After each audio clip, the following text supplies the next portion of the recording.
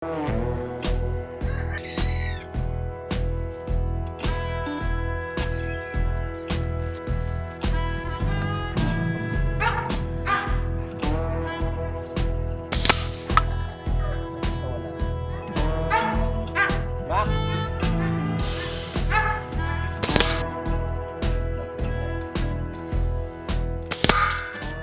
atin naman ngayon gagawin, itong ating scope, papalitan natin ng ito mounting, kasi ganito yan boom, yan, ito makitid, so yung hindi siya masyadong stabilize dito, konting may epekto, konting galaw, epekto yan kasi mahina ang kapit niya. Papalitan natin siya ng mounting. Yan. Ito ang ipapalit natin, mas malapad. Yan. Okay. Dalawa ang kanyang bolt. Mas maganda ang kapit niya dito. So, sisimplihan lang natin ang pagkakabit. Unang-unang gagawin natin, tatanggal natin ng scope.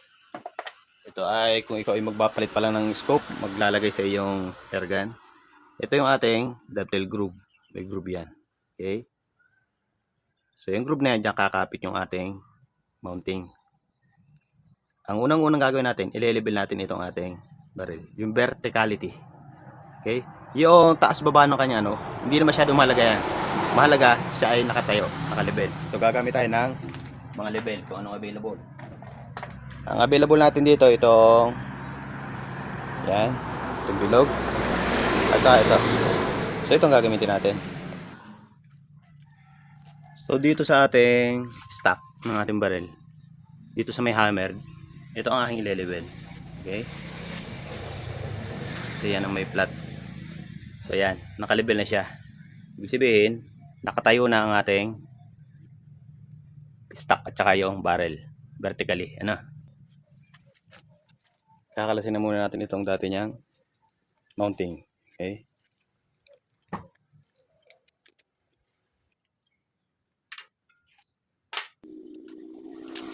Ito, set aside muna natin. Okay? Ito lang kailangan muna natin. Itong dalawang ito kailangan natin. Yun muna ikakabit natin dito. So, parehas ang side. Okay? Yung may bolt, yan natin ilagay. And then dito, wala problema yun. Kung saan nyo gusto. Huwag lang siyang magpalitan. Yun ang unang-una.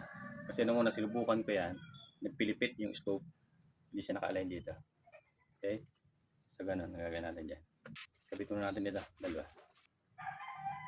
Ang unang gagawin natin, itong nakapix na may clamp, doon. Ididiin natin doon. And then, slide natin ito dito hanggang humakab sa kabilang groove. Luluwagan.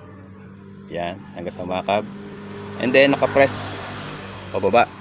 Consistent. O yung hindi gagalaw ang kamay mo. Habang hinihigpitan mo utay-utay ito. Left, right, left, right. Salitan ng pag-higpit. Gamit ang Allen. Okay. So yung pagkakapress mo dapat consistent. Hindi yung pagalaw-galaw. Para hindi pumalag sa groove o mawala sa groove yung mga clamp. Okay. Salitan ng pag-higpit. Okay na siya. Ibay ng kapit. And then, yung kabila naman. Ito naman, maximize natin sa dulo. Ang groove, hanggang doon lang siya.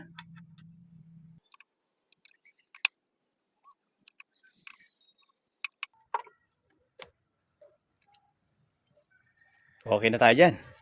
So, maganda ng kapit. Sunod natin ipapatong ating scope. Yan. Makapatong ng ganyan, hanapin yung pinakamagandang pwesto. Okay. Yan. Tapos hanapin na siya sa space na yan. And then, lagay nyo ito. Babaw. Ang ibabaw ng ating mounting. Ibabalance nyo. And then, lalagyan natin ng bolt.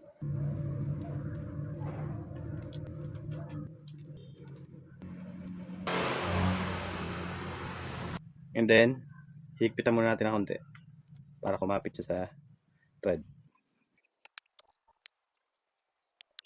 Ngayon nakapatong na.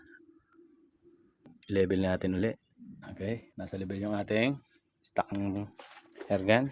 And then, sunod nating ile-level scope mismo. Yan ang ating ile-level. Ayan. Ayun. Yan. So, yan, naka-level siya. Okay, vertical. And then, check ulit natin dito. Yan. Okay na. Sunod natin gagawin, higpatin na natin ang lock.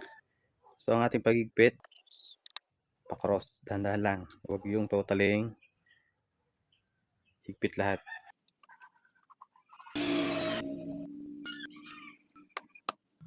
Okay, final. Okay.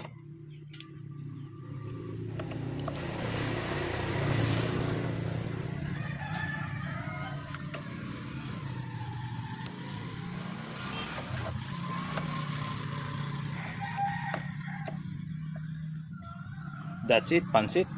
Okay. So, yan na. Ang sunod natin gagawin, isisiro na natin.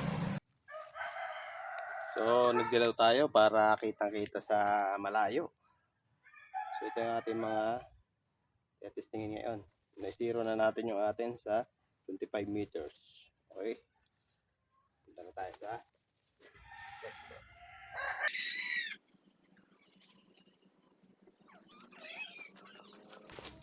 Okay. So, ang bala natin ay Astro. So, 25 meters.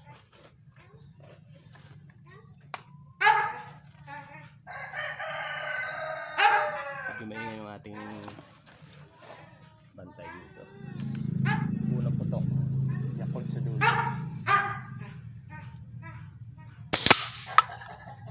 Okay.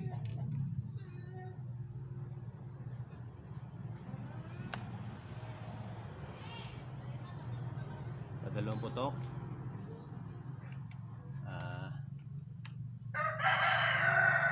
Rexona sa kabilang dulo. Max!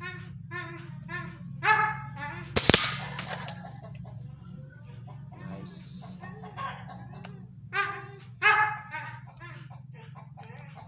Tatlong putok.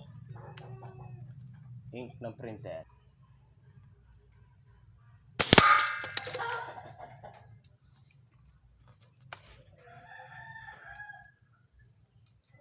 Apat na putok.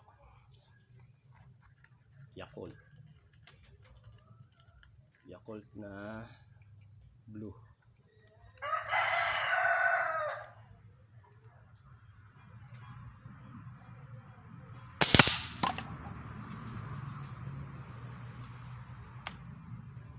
Palimang putok. Ink ng printer.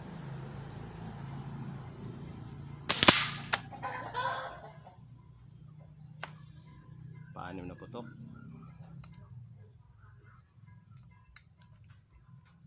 Walang choice. Yakult.